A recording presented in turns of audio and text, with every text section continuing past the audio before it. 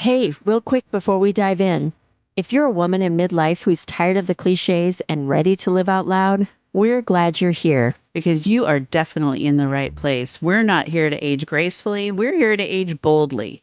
So if you love real talk, big laughs, and the occasional spicy truth bomb, make sure to follow us on TikTok at Spicy Midlife Women for even more unfiltered midlife magic. Hey, all you spicy ladies out there. Jules and Michelle here from Seattle, Washington, the Emerald City, bringing you all kinds of real life stories and no BS conversations about a variety of topics that you are going to love to listen to, right, Michelle? Oh, yes, that is right. We are here to help all you midlife women redefine your relationships, ditch those toxic cycles, and reclaim your power one episode at a time. That's right. That's And what we're we're going to getting do right now. okay, Michelle, what are we doing today? Diving into do you Michelle, desire to to be be desired? desired. Right? Ooh, I I like this know, one. spicy. It is a little bit spicy. Oh my gosh. Okay. So let me ask you, when was the last time you truly felt desired, not needed, not relied upon, but wanted?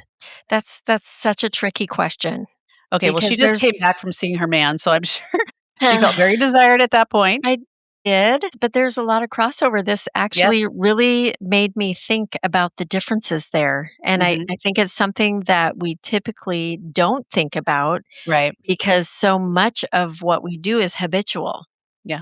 with regard to some of these things. Well, So, that's what we want to talk about today because I think women, as we have gone through the romantic stages of our relationships, when you're getting to know somebody and everything's like hot and bothered and da da da da da, and then you get married or you're living together or you have kids and work and da da da. Da. You guys all know what I'm talking about, right? It's like all of a sudden, it's like some things become kind of, I wouldn't say transactional, but the really important stuff that got you there in terms of the connection and that level of intimacy and, the looks you give each other, all those things kind of go by the wayside. Um, because we're so used to doing them. I know that's part of it, but I think too, it's like I can say for myself, you got so overwhelmed with all the shit that's in front of you that you are required to do that, and this is not a good way to look at it. I'm just going to put this out here right now that those things that kind of keep that relationship going and keeping it the way you would have loved it to be kind of go by the wayside. You think, sometimes when things are the strongest in your life, you think, okay, that doesn't need me. I need to be over here. I need to be dealing with this. I've got a sick kid. I'm doing whatever. And the relationship piece kind of puts on the shelf. People put it on the shelf or they lose desire because of their body changing. There's a lot of different components to it. And men and women both. We're not talking just women, of course, men as Well, and I well. think that's especially true in midlife. Mhm. When you say it hits differently, Yeah. I think that's especially true in midlife because of all the things that are going on physically that affect us emotionally as Mhm. well.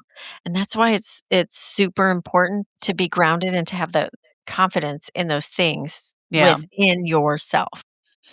Don't you think though, over, decades, or we're just talking about women and how women are perceived in general, having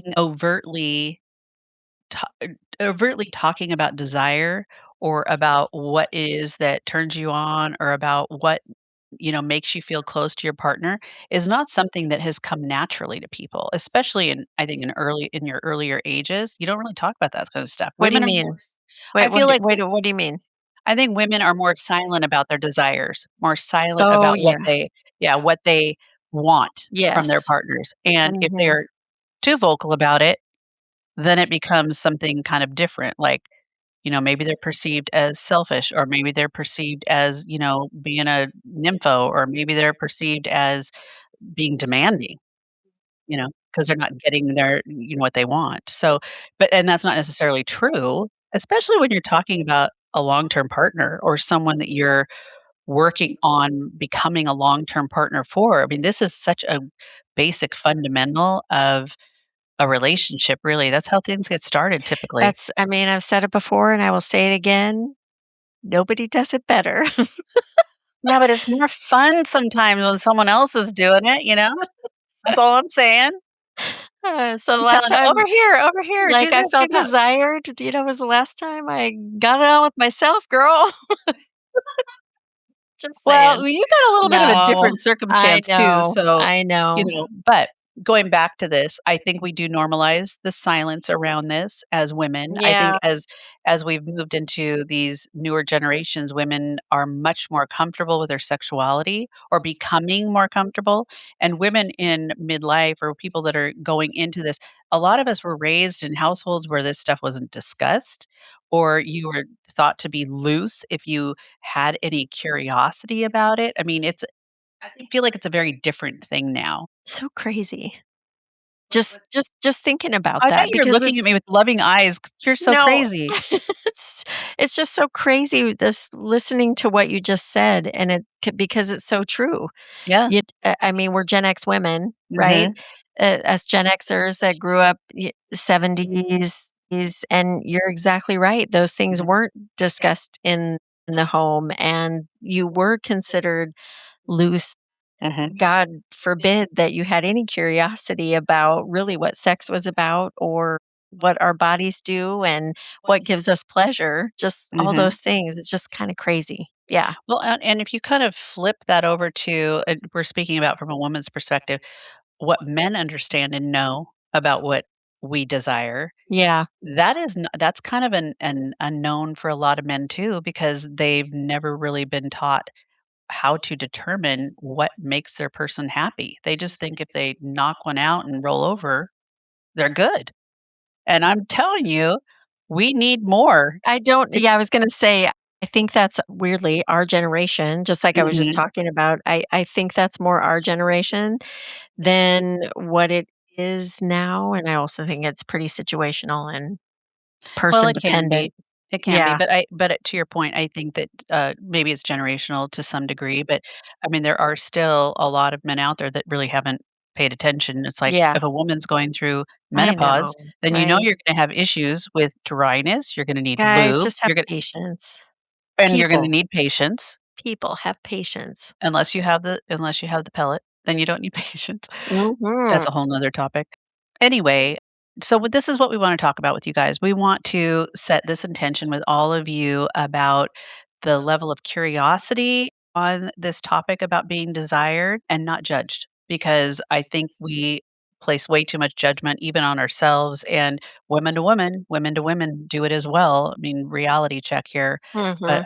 there's so much curiosity around this topic, and part of the issue, I think, is that we're in some respects afraid to be vulnerable, which we'll get into, and because that opens us up to a whole nother thing. And really, it's like when you're spicy and you are midlife, it's like, by golly, you are going to probably be in a position once you're finished with us to be able to articulate exactly what you want, exactly what you need, not me teaching you. I'm just going to give you some ideas. But you know what I'm saying? I think this is why, there seems to be, I don't wanna call it a trend, but I don't know if because I'm an older midlife woman and notice maybe it is a trend, but of younger men Hmm. that are really vibing on older women. There are a few of those out there. Just, like, listening to what you were just saying is what was making me think of that. Yeah. Younger men, they are definitely Into loving an pleasing. older woman, and I think that is much more common than it used to be, and I think it's because of some of the things that you were just saying. Yeah. Yeah, I definitely think, and that's a whole nother episode topic That is a whole 'nother episode that I'm topic. gonna We'll need to have to prepare do for. that, right? Yeah, Maybe we'll do that anyways. one next or something, but yeah. On that note, though, let's talk about being desired versus being needed. And I think there are huge differences between that. And when we, again, going back into relationships, we are in positions where we might have to be caretakers for our children, might have to be Mhm. caretakers for our significant other in some respects. There's nothing really sexy about that if you're not looking at it from a love perspective, you know? Right. You also have to be a problem solver. You might be dealing with all kinds of crap with your kids that is taking away from the essence of your coupleness, if that makes Yeah, sense. and those are you're talking about being needed, right? Yeah, Those are the yeah, things. Yeah, definitely. Yeah. yeah. I mean, I think there's something. I know this is gonna sound really strange, but when it's like you're in this position, I can think of a couple times when in my lifetime where I was like, I just needed like, I needed a big old fat hug, and I'm just like, everything's gonna be okay, and it was gonna be taken care of, and I trusted that it was, and it was the best feeling ever when Yeah. you knew someone had whatever the situation was and had your back. You knew it was the most comforting feeling, and part of that to me is about that's about intimacy and about desire in that the desire is to take care of you as their person. It's like there's nothing that kind of comes close to that feeling, right? But we're just talking about everyday stuff, like your life as you live it during the day. Think about your schedule. Think about getting up in the morning, feeding the dogs, getting your shower, getting your coffee, getting the kids ready for school, making sure their lunches are packed. I mean, I'm exhausted just thinking about it, right? Yeah. And it's like, God forbid you give your husband a quickie in the morning, you know? Yeah. Those are Michelle, all are you needs. blushing? No, but, you're talking about all those things, and I'm like, "That's so true," and those are all needs. Mhm. But as you say those things, I think as you carry out those responsibilities and the way that things are needed, Mhm, whether it's pets, it's kids, it's your husband, it's life in all those life gets really lifey, and as you're mhm, doing those things, I think that those needs, depending on how you do it, can really bring on some of those desires mhm, as a woman, even in midlife. It can, how you carry that out can really impact how you're being desired.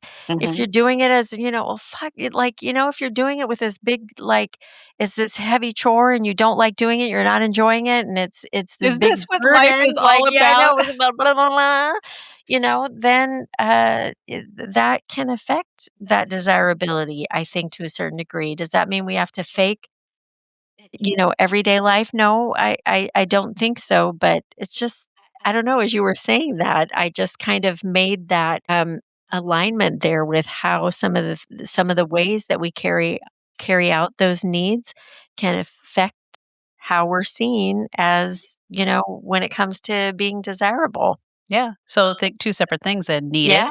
You're the Mhm. caretaker, you're the problem solver, like I mentioned Yeah. before, Yeah.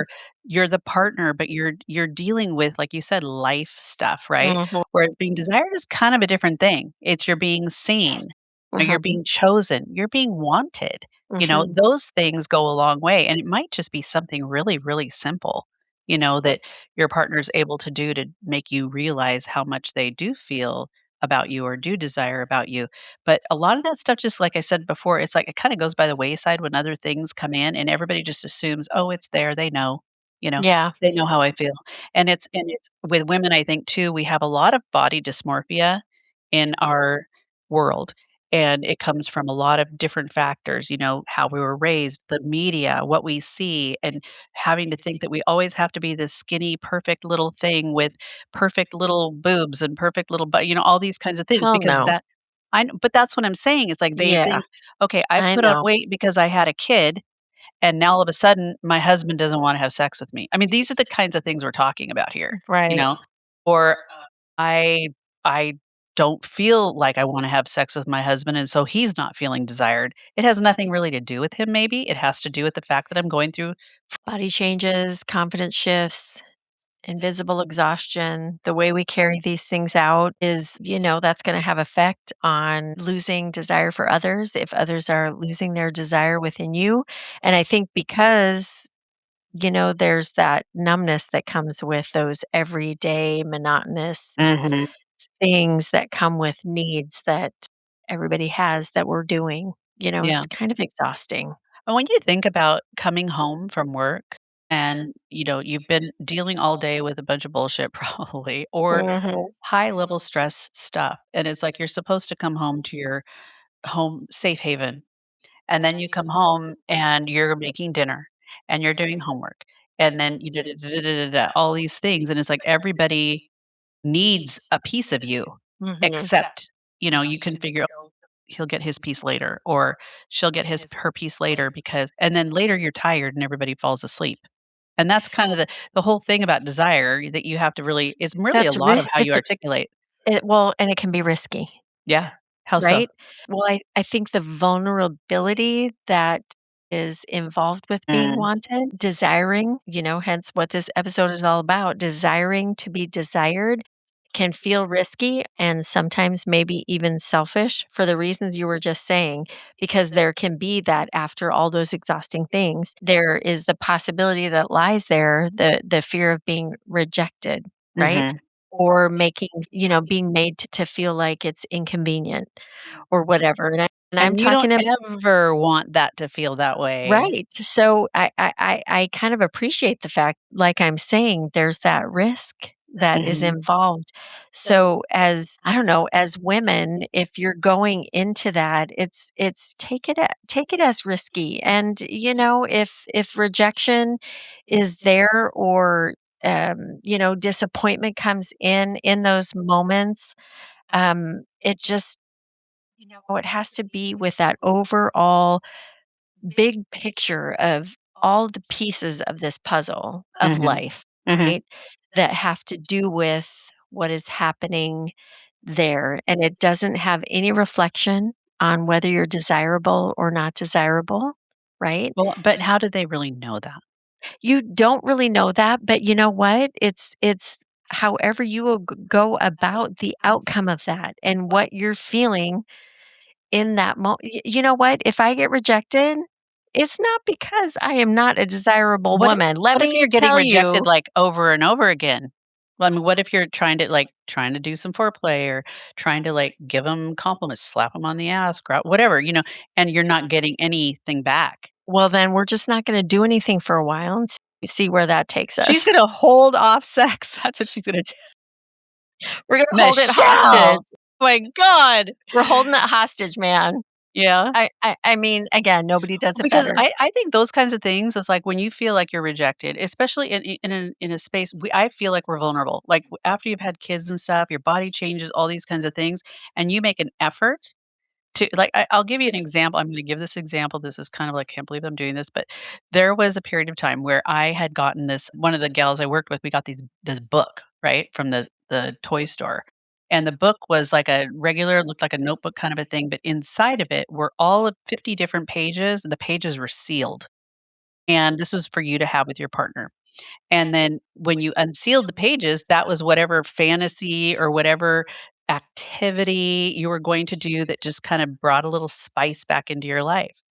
And so I'm thinking I'm all that in a bag of chips, I'm going, "Oh, I'm gonna give this a try." And so I've got my little book and I'm coming home and I'm gonna interject a little bit of like something something into all this, right? And my husband at the time was well, it was the only husband I had, but I had a he's the only one I've ever had. Yeah. Bless his little heart. Yeah. He's a type A dude, right? I don't know how else to say it. And he was studying for a very, very important exam. And so we're not talking like leisure studying. It was literally like I go to work, I come home, I study for the rest of the night. And Yeah. I've got these kids I'm dealing with, I'm working full time, all this kind of stuff. There's literally no time left for anything else. We weren't making the time for it. So I had gotten the kids to a sitter.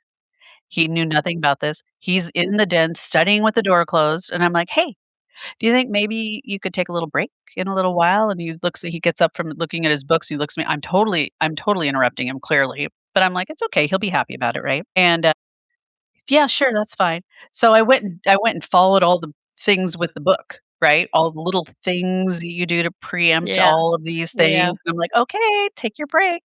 He was not into it at all. His head was so focused on what he was doing, and I really took it like I was the problem, like he just didn't wanna have anything to do with me. I was so devastated and so hurt by this. I literally put this major wall up. It had never really happened to me before, but I'm like, "What the fuck? I'm basically lining this shit up, and he'd rather go study? Hello? You're not getting any from now on." But isn't it crazy to think about that now? Because looking back, do you feel Mhm. differently? Just listening to that, I'm I wasn't thinking about what was going on with him. Yeah, exactly, yeah. exactly, like, in that time and moment, and as you move on through life and move on through different experiences that help you realize that I mean, that's not the end all be all. But in my Give me mind a at the F time, I thought at it the was. time, I know, at the time, I mean, so who's I gonna resist me doing all this shit for them, right? oh, okay. I was being funny. I I mean, know, kinda. yeah, No, I I'm mean, just kidding. kind of, yeah. But no, seriously, it's I like, know it what you're was a lot saying. of effort. It's like if a man did I that know for what you're me, saying, that very I would disappointing, very yeah, disappointing. I would stop studying. That's just me, though. I'd be like, Yeah, "Yeah, I gotta get back to it in a half hour, but let's go," kind of a thing. But yeah. anyway, so I think that there's a lot of things that we anticipate might happen in terms of being rejected, and they won't happen, but you're very hesitant about what you will do Well, to what? no, I was just it's making me think about an episode that we just recently did about expectations, Yeah, because I think there's a lot of expectation surrounded by that and what we want that outcome to be. So, I mean, case in point, what we were talking about, if you go into it with just a fun, flirty, attitude, it is what it is. but a lot of it with desire too, as you're talking about that, just to point out, is that it's also the way your person looks at you. Mhm. And, the little text message about, "Hey, what you wearing?" kind of a thing. Yes, Little things like that, I I'm know, telling you, make the I hugest know. difference. Going into it, no pressure. You know what I like to do? Mm. Is every once in a while, I'll take a picture, like, especially if I'm wearing a dress. Oh, girl. Mm. No, it's just it's a little something. I take a picture when I'm in my car. I do, like, an aerial shot of what I'm looking like sitting in the car seat with the Oh, that's not steering what wheel. I thought you were gonna be No, taking a yeah, yeah, picture of. yeah. No, no, no. It is, like, Yes, rated come on. PG, but, it's just like, my dress and my legs and, you got the Mhm, steering wheel, and it's just a little something, something, mhm. and Surprise, it's surprise. yeah, surprise, surprise, but, just a little Yeah. just a little something. But going into it without the expectations, Mhm. I think and just having a mindset of fun, flirty, whatever the outcome is, those expectations are huge. I know that's not what we're talking about in this episode, but I think that's a huge part It could be, of what yes, some of definitely. these circumstances, Mhm. I think are. in light of that too, it's like women, we all need to be a lot more clear on what we want. Oh, And yeah, we're very 100%. hesitant because it's like, "Oh gosh, I don't wanna say what I want." It's like, I really would love to hear you tell me that I'm beautiful more, or I would really Right. love to have you be more spontaneous about blah, blah, blah. I mean, it's like, if they Mhm. don't know, I mean, men are kinda dense sometimes, you know? I mean, that's why it's so important Yeah. important. That's why it's so important Mhm, that you know. mhm. But Girl, if you like know you and they don't know, it's not really fair to them, do you know? If they're you're going back to the expectation, if you're expecting that Mhm. they're gonna know because you're, Exactly, that's through what I'm osmosis, saying. it ain't happening. Yeah, Sometimes yeah, you just gotta lay it out, and exactly. then they're like, "Oh, sweet, I had no idea," kind of a thing. So, anyway, What are some ways then that you can maybe reclaim if, some of the stuff we're talking about, if it's not happening, what are some ways you think that you can reclaim that desire without pressure? I think Gentle ways to reconnect, I guess. mixing things up a little bit, maybe try something new to wear Mm. and wear it to bed, Like backdoor kinda stuff? crotchless kinda shit, whatever, it's like you could just, something that's they're gonna go, "Oh, hi," that nothing that they were expecting, right? Which is kinda Uh, cool because you just no, love yeah. catching them, yeah. And also kind of thinking about what turns them on. It's like, you could do there's this guy on Instagram that I listen to, he's like, I don't know if he's a sex coach or what he is. He's this like he's hilariously funny because he gets into Mhm. it, and at the end, he always says, "Save this. Do this." He tells Whoa. you exactly what to do, when to do, how to do it, and it's like, if you want anyway, so I kinda watch that one, I like that guy. Yeah. But think about it, it's like, drawing your finger down his chest all the way down to his, like, band on his shorts or his pant, and then just back up, just give him the And look. then slowly putting your pointer finger in just a little Yeah, bit and just a pulling the little, band just the there, tip, but just yeah, the just tip. the Yeah, you know what I mean.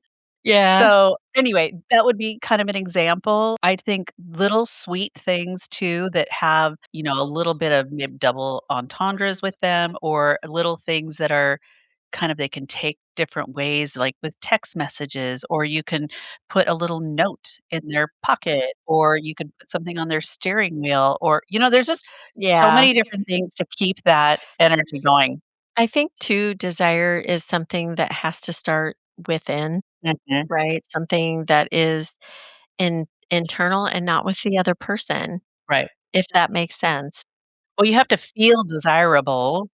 I mean, I feel like you need to feel desirable in order to identify what it looks like. Well, and you have to want more and something Yeah. new and different things like that. So, But it's not necessarily equated to validation. You're not looking for no, validation no. Nope, from your this is all person. within yep, Yeah. nope, this Okay, good. is yeah, Yeah. I 100% agree with It's about that. connection, the Yep, vitality, and frankly, honoring yourself because you know what makes you feel desirable. yeah. And you don't need someone else to tell you what makes you feel Mhm. desirable. You know.